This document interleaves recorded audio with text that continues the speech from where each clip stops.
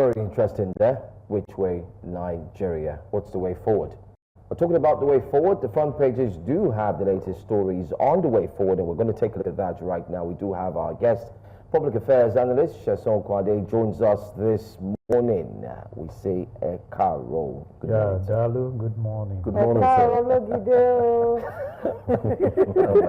my goodness. I mean, it's breakfast, right? But I've been hearing that, though. Let's talk about it. A lot of things that we have missed. I think was it yesterday I was discussing the issue of 1960-70 compared to this particular period. And what to leave that this morning, you wake up in the morning and that's That's how you even know to wake up. So you hear the masks waking you up. You're like the Logi will wake you up in the morning. You don't even need to go to market. You just know that just be on the lookout. Today, want to eat akara. Or the cockerel.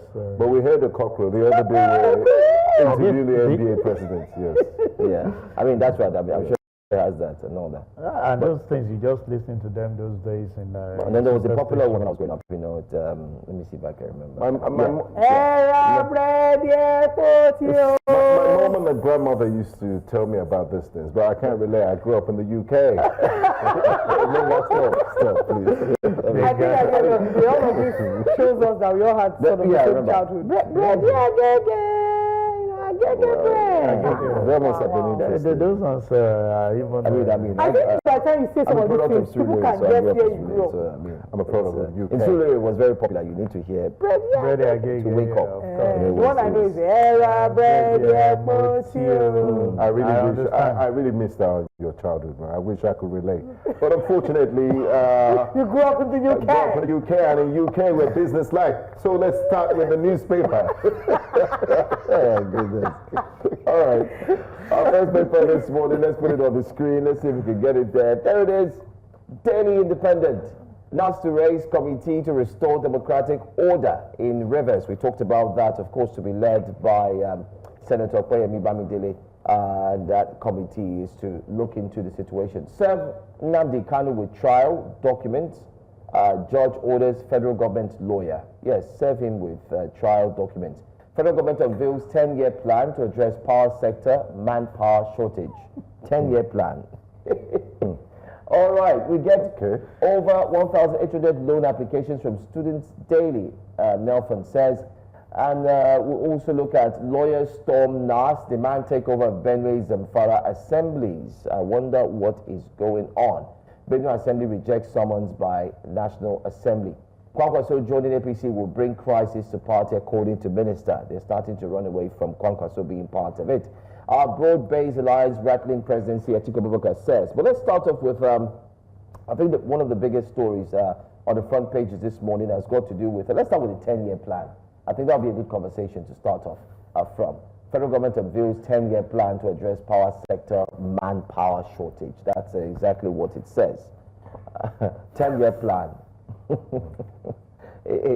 Anyway, let me keep my opinion to myself. I like it. Is it that we can't fix power? Let's keep our opinion. Can we keep our opinions to ourselves, please?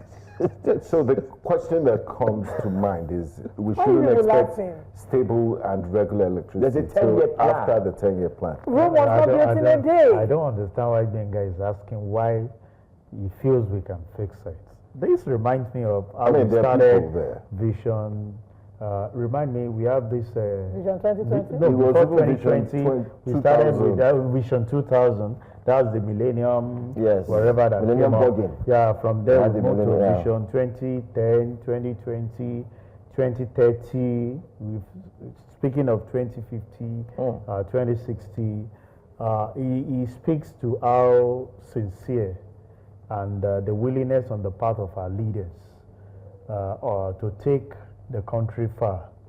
If now we are setting up a roadmap, because I know that's the word that will come after seeing those plans. So we set up committees again for 10 years. The question I'm putting before the government this day, all the initial plan, right from Obasanjo, with over $16 million investment in the power sector, the one done by Yaradua, the one that we've had with Jonathan and every other person.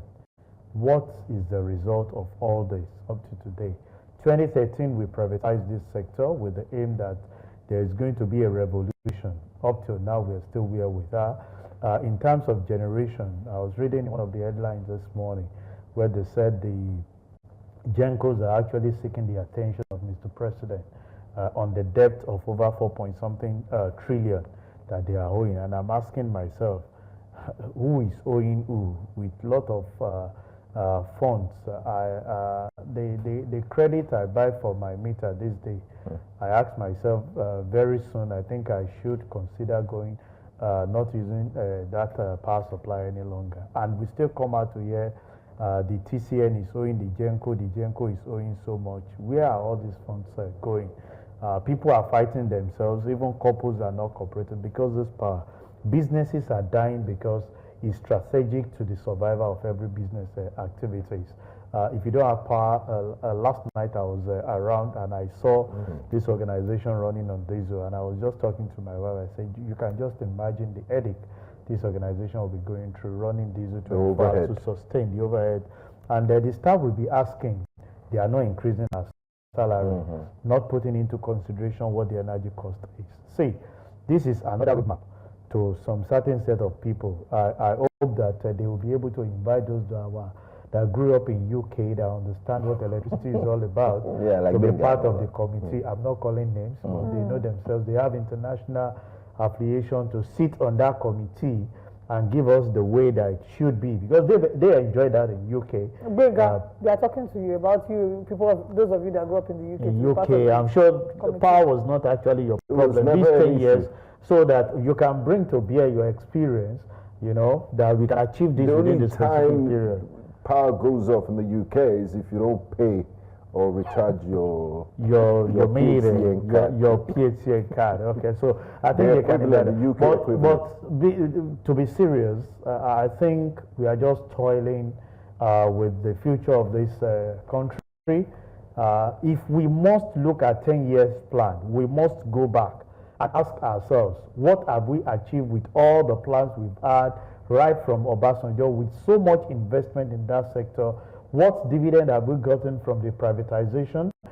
This administration, when they came in, the minister promised that with the increase in tariff, there will definitely be more availability.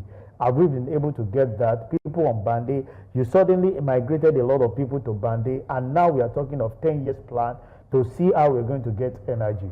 I myself in that sector, I'm confused. Right. Okay. I just want to also mention to our audience, if you'd like to share any of your experiences, maybe regarding electricity, or you want to react to any of the stories on the front page of the paper, please call the number on your TV screen to be a part of the conversation. Let's move down to the Nigerian Tribune. On the front page of the Nigerian Tribune newspaper, so many stories here. Senate proposes National Summit on Insecurity. Malls law on hunting to nip repeat of Uromi 16. Sets up 19-man committee to oversee emergency rule in Rivers. Reps to Parley Senate to restore democratic order, Speaker says. Tinubu meets Oboyewori, other APC governors amid defections realignment. We will not honor Reps' invitation, Benue Assembly says. DSS removes Lanre Arogundade's name from its watch list. More CEOs worried about inflation, skills gap, according to a PwC report. 6 Delta PDP reps joined APC. 2 Enugu Labour Party reps moved to PDP. You see, it's a lot of moving. Delta Assembly Speaker, 21 others defect to APC. Edo Assembly Speaker, others dump PDP for APC. Nigeria First policy, long-awaited relief to manufacturers.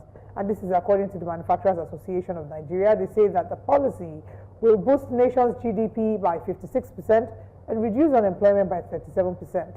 CSOs seek explanation on 6 billion naira police uniform contract, files FOI request as Freedom of Information request to petition ICPC over alleged 234 billion naira police funds. 2 million children malnourished in Nigeria, second highest worldwide. And this is according to UNICEF. And finally, 10 years after, family, others to celebrate Oni Sijuade. Let's start with the Nigeria First policy. We talked about it, we started the show with it this morning. The president talked about the renewed hope Nigeria First policy, where they're going to encourage local manufacturing, prioritize local manufacturers, and that before if they have, so they're kicking against importing as much as possible. And if they have to import, they'll first check to see that there are no local manufacturers who offer that same good or service. And in that case, if they're importing, they're then putting in clauses into the contract that will be signed to say there will be a technology transfer here in Nigeria, or they will set up shop, whatever the case is, so we don't have to keep importing. But do you think that this would be a very welcome move? And what are maybe the challenges of application that you foresee? Yeah, you see, as far as this country is concerned, when you talk in terms of policy, we have it very good on paper. When it comes to implementation, that's where you have the problem. And a lot of people are seated looking at Mr. President on how to actually frustrate that effort, sabotage the effort, knowing fully well that nothing will come out of it. You know, let me cite this example of when we came up with the idea of loan to the students. Some of us I was against it personally, to say, invest that money in infrastructure to build the school and don't share money to people. But a lot of people were of the opinion that, no, there are vulnerable, insurgent students that need this money to go to school, let's make it available. Not too long, we all heard the story of misappropriation. Some people are diverting the funds and stories like that. I would say that this policy, quite fantastic. But I have a problem. To produce locally is more expensive than importing some of these things. And the facts are there, out there. We just spoke about the issue of electricity. Examples of some of this? See, the electricity sector that we're talking about, we have so many meter manufacturers in the country. Ask, how many of these things are we producing locally? Majority assemble the SKDs, because by the time you look at your cost of operation, energy-wise, to put some of these things together, when you put it side by side, you know, importing some of those things, even with the exchange rate, is even far cheaper than you having it, you know, produced locally. Yeah, so cost of production. Yeah. If government must be intentional about this act, they should work on the infrastructure that is the business process of an average individual. We're talking about the issue of taxation. Go to average businessman, they will tell you of the multiplicity of taxation on what they are actually doing. Even though the tax bill will be passed today, as said by the National Assembly, we await that. But I still have a challenge. We always have fantastic policy. When it comes to implementation, there are people that will frustrate it. There are people that will subvert it in such a way that it does not see the actual reason why that thing was actually purported. And my worry is that we know some of the people that carry these things out, and we don't punish them. So adding this to say, we will start reducing importation of things that we consider can be, you know, produced locally. I'm worried. People should be ready to pay more, because cost of production in the country is huge and it's high. A lot of factories Isn't it that the cost of production is high because they have to still import materials, and a number of the materials they're importing, they're largely dependent on FX? That one is there. Then the cost of operation itself locally. Power. You need to ask, power in particular, what if you are even giving them 24-hour supply? It's we can say, let's say it's manageable, but not that fair, because the other side of it is, I wish you can sit down with the management and ask them what it looks like to run this organization in terms of power. They will tell you that a lot of people, 60% of their cost are run for such. So when you have 60% of your cost going to energy that you are using in producing that particular thing, how do you intend to survive? You are going to pay your staff. You are going to import some of the raw materials we're talking about, because majority of them are not here. It's a good policy on paper, but actualizing it as a businessman, I will tell you, a lot of people will struggle. I'm just waiting for this fiscal, this bill that's actually before the tax reform bill to actually come to materiality. At least that will ease the business, because what is entrenched there is they are going to increase the threshold of people paying taxes. The VAT, some will be exempted, at least 200 million. So you can have liquidity to carry out certain operation. We have good thing inside that particular bill, if actually been passed. But my question is that the federal government must address the issue of energy, But I'm afraid. Why am I afraid? Now that the people that are supposed to actually work on power are considering alternative power supply by actually getting so much billion to do solar from what we read to us for the villa. I don't understand the faith of an average businessman out there. That's my worry. The presidency is not believing in the national grid. Because when I picked up on one of them, I said, Sesan, but you're one of the people that said it's greener energy, that we should migrate and use renewable energy, renewable that. I say, who can afford that?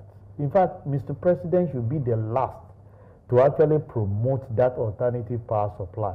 We should be seen to actually be promoting how our national grid will improve. If the national grid can improve, a lot of people, when you say you're banning the riding of Okada on the road, I don't support it. But majority of the people that are supposed to work with power, with light, do not have the power supply, they can't afford it. So they have to resort to alternative things to do. Well, I mean, the world would argue differently that we should be moving towards green energy, renewable energy, but that's another conversation because you did talk about how many people can even afford this. The affordability.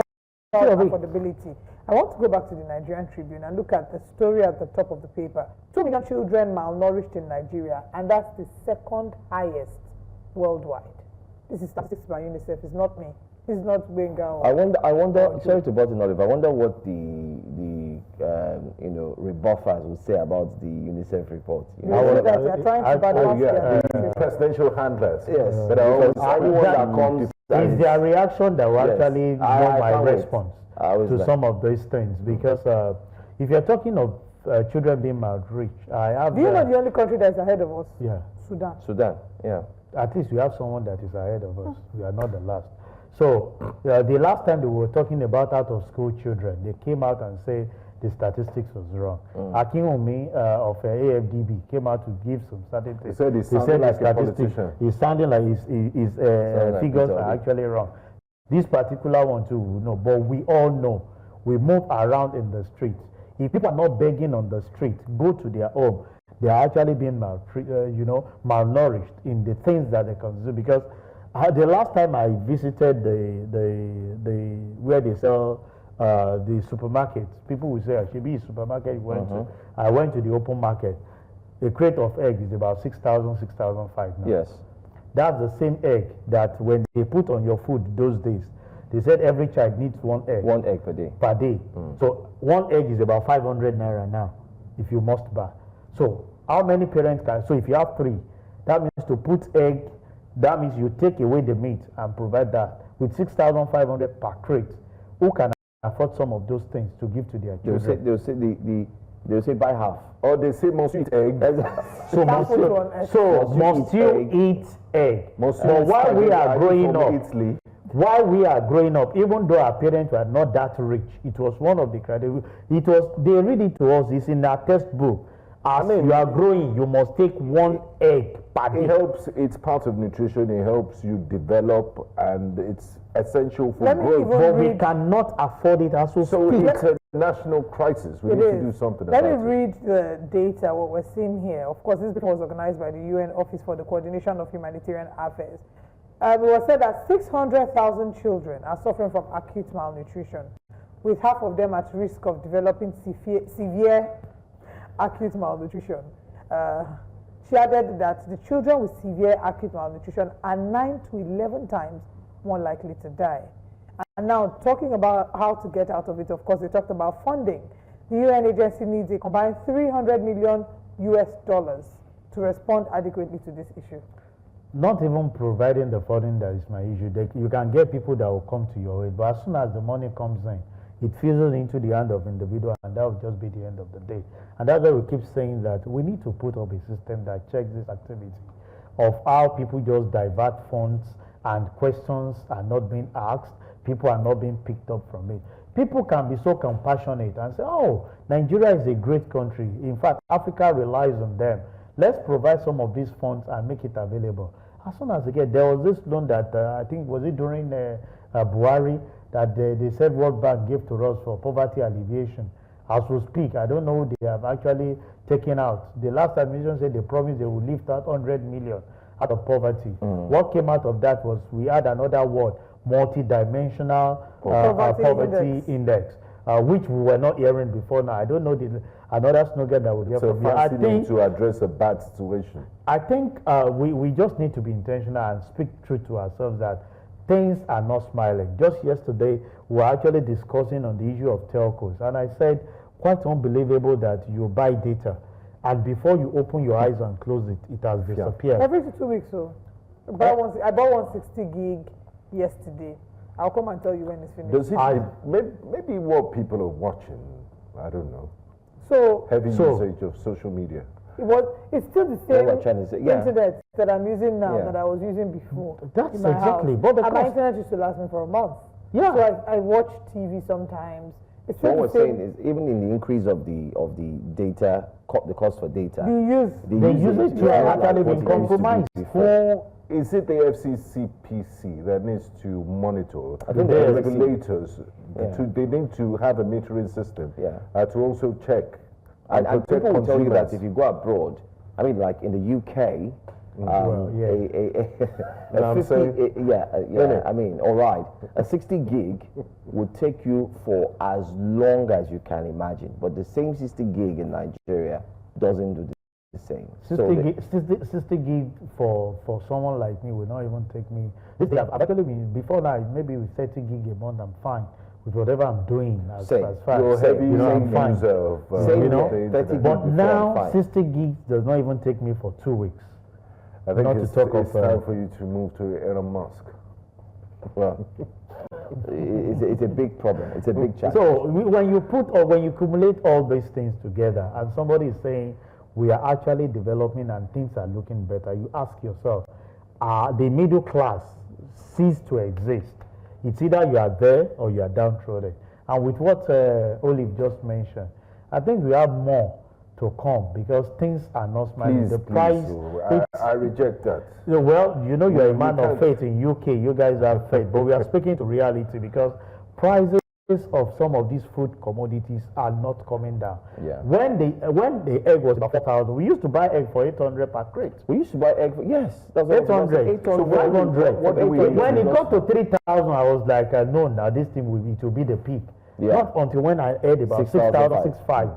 And I'm asking myself, what can we do? Is it redeemable to stop this bleeding, and also if it's possible economically, because it's almost like law of physics. What goes up must eventually come down. But can these things economically, are there things we need to do to move to bring down the production, to bring down the price of food? Because our correspondent was in Benue, the heart of the food basket. And if the price of yam, which is almost like water in Benue State, is that high from what he said, then so you can imagine what it will look like. So you see, I speak to this to say the fundamental problem we have that is bringing this increase in food prices is insecurity. Until we address that particular thing. Do you know at times the foods are actually being cultivated by those farmers when they are vested, while bringing it down, they are being hijacked. They are running at losses. These are things that by the time you address the issue of security and the clashes we are having between the herdsmen and the farmer, a lot of people want to put their hands, they want to put their investment in farming, mechanized farming. People want to travel and say, okay, you are in Nigeria, can we go into this, partner with you and get some of those things done? But when you cannot guarantee your return on investment after a specific period of time because of clashes and insecurity, there is no how those things to be. So I feel that the first thing we need to address, maybe when they are into the call, the National Assembly, we like calling for committees, like setting up, inaugurating meetings without having, a concrete agreement on where to go. They say we should set up emergency, whatever, in terms of security. Ad hoc committee to actually summit to look at that particular thing. It's fine. I want to believe that we can be invited to be one of the anchor of that when they inaugurate them. At least we'll give our professionalism in that area. Enough of all these committees being set up. The one we've set up, can we look into some of these things and see what we can get out of it? And but security must be addressed if we must have full grown, if Benue is suffering that, you can imagine, because that's where we should have it freely. You go there, you take at a very reasonable price and come and sell to us at this side. You know, that you feel that, okay, I need to make good money. But it's not expensive. But it's not expensive at source. So then the middlemen will just lash on it and they will just finish everybody. And then at some point they were even cutting the yam like pineapple. You know, just to sell it. They were cutting it around the sachet economy, and people can't afford to buy a tuber. So if it's that bad at the just food before we basket, go, it would be important to talk about this. The headline of the Punch newspapers. Can we have the Punch newspaper up, please? Let's look at everything. National Assembly ex-generals demand urgent military rearmament. The rider says Senate moves to tackle killings as retired military chiefs reps lament insurgents' use of sophisticated arms. There's also a headline there, defections. Okowa denies 500 billion naira refund claim as Oboewori visits Tinubu, the new member, latest governor in the fold of the APC. I mean, some of those figures are earthquaking. You might even faint from reading it. 500 billion. How do you quantify? How do you even imagine 500 That's the one billion? that you type in the number in calculator before you know. Is it even possible? And Senate may pass tax bills today. Panel to oversee EBAS. There's also JAPA. The UK is considering tighter visa rules for Nigerians and Pakistanis. They say, according to data, residents, the citizens of this countries are notorious for enjoying fish and chips in the UK. That they don't want to go back to their nations. And federal government kicks as part Utomi forms government. Shadow government. Okay. Let's start with the rising insecurity. National Assembly electionals demand urgent military rearmament. Just yesterday, there was news that a new Director General has been appointed for the Defense Industry Corporation, DICON, which is the organization responsible for locally producing military armaments and weapons. And they say the current situation of DICON, it's in a sore state, away from its glory years in the past. So we've been seeing call for armament. There's also been calls for people to defend themselves, which we've never seen before, and all of that. Is this one of the solutions, Sesan, in your opinion, that might bring it into insecurity in Nigeria? Yeah, well, I don't think it's one of the issues. You just said something that the new DG has complained severally of the state of agency is actually taking over. The question is, can we have a walk back? Funds not voted for that particular office to on a year-to-year basis, and we had that sorry state of that particular area. The people that have actually served there, can we ask them question what has happened? What transpired that actually created that setback to this? I think these are things we should start doing. Not this same person will come and all he will do is that, what did you do to my predecessor? Or even the predecessor advising him. You know, we now have people that will counsel you when you take new position to tell you this is the way we are doing it, this is the way to go. When you even try to make a difference, people ask you questions and say, it seems that you want to serve your fatherland and die there. For me, the way to go is to go back and ask questions. Money voted for specific areas. Hospitals are meant to be built. And one administration will come, another one will come and start that same project that they've actually funded in the last administration. Roads are to be constructed. Another administration will come right on the last one and voted out another fund for that particular thing. These are problems. The wastages that we have in this country is enormous, in such a way that if we are able to tighten up that thing with a system to say, this is how it goes, we will be able to have an inroad into the development. Whether you want to tell, because the next thing we've been hearing this, and the next word is that Mr. President is having a meeting with the security chiefs and he has given the marching order. The marching order from day one till date, I've asked myself, how much result has this yielded? It has compounded more killing. Must we always wait for directives to come from the presidency? Well, that's the way. So what's your job in the first place? That's the way we actually want it. They don't want to act outside the scope without having Mr. President's back. I mean, Mr. President appointed you for a reason, so you should do your job. I schedule along, fair. You don't want to cross boundaries. So you just want to have the instruction of Mr. President on the way to go. So I feel these are areas that needs to be addressed. I'm sure you're on this table. You have why you are actually being engaged, and they give you that opportunity. Nobody will come and say, I'm actually waiting for the MD to tell me what to say, or how to say, or how to go about it. You know the ethics before you're actually being engaged, and you can see some of those qualities in you. Same is applicable. And that's why we're professionals.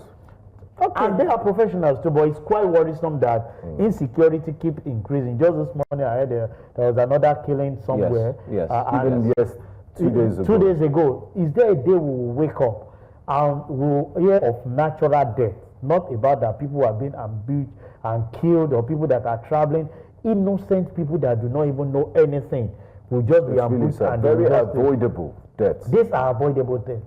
I'm waiting for that day that we will not read in any of our headlines of people being, killed by some of these militants. And when you talk, the NSA will come and say, we are working, the defense ministry are working. We need to re-strategize, but the strategy I don't know, because I'm confused. Day by day, we think that we are getting closer, but it seems we are moving further from what the reality should be. From the light story. I want us to quickly touch on this one. Jackpa, UK considers tighter visa rules for Nigerians than Pakistanis. Joe, would you like to speak on behalf of Pakistanis? Because we know a representative of UK. Since you have a UK, I mean, he's spoken on Nigerians. I think the Pakistanis will speak for themselves. Olive, if you ask me, if they don't want you in the country, try and see the little you can contribute on your path here. If Benga can decide to leave UK and come here and contribute his quota, follow his step. Contribute your whole quota to your father's land, because there is no how Benga will stay in UK and call his name. And people will know that he's not a Nigerian. He's not from. You just shorten your name to Ben.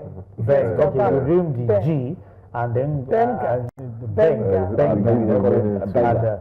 So I think if they are tightening up to say that we are overstretching our infrastructure and that people are not enjoying what is meant for them, they are not wrong. They are not wrong.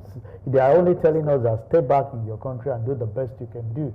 See, if we are able to do what is necessary by our leaders, only if I keep telling people, put together all the money in the hands of all these our leaders that they're today you hear 500. Look at what is somebody is saying that news is fake news. Whether it's fake, whether it's real, how can you imagine that somebody is reading 500 billion naira? Even if it is 500 million, it's alarming. And that we have in the hands of several leaders. Cumulate that together and see whether we will not put up 4 refineries.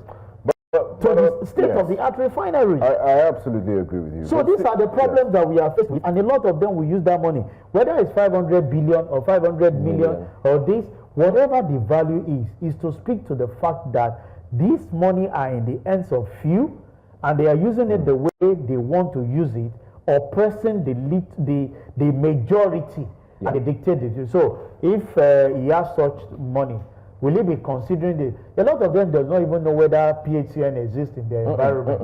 They don't even know, because light never, if that should happen, somebody will be fired. But we cannot fire them when they fail to produce the same to us as citizens of the country. And that's how the circle continues. It keeps going back and forth like that. Anyway, that's all on the show for today. Thank you so much, Mr. Sesan Okunade, for being here. It's always a great time.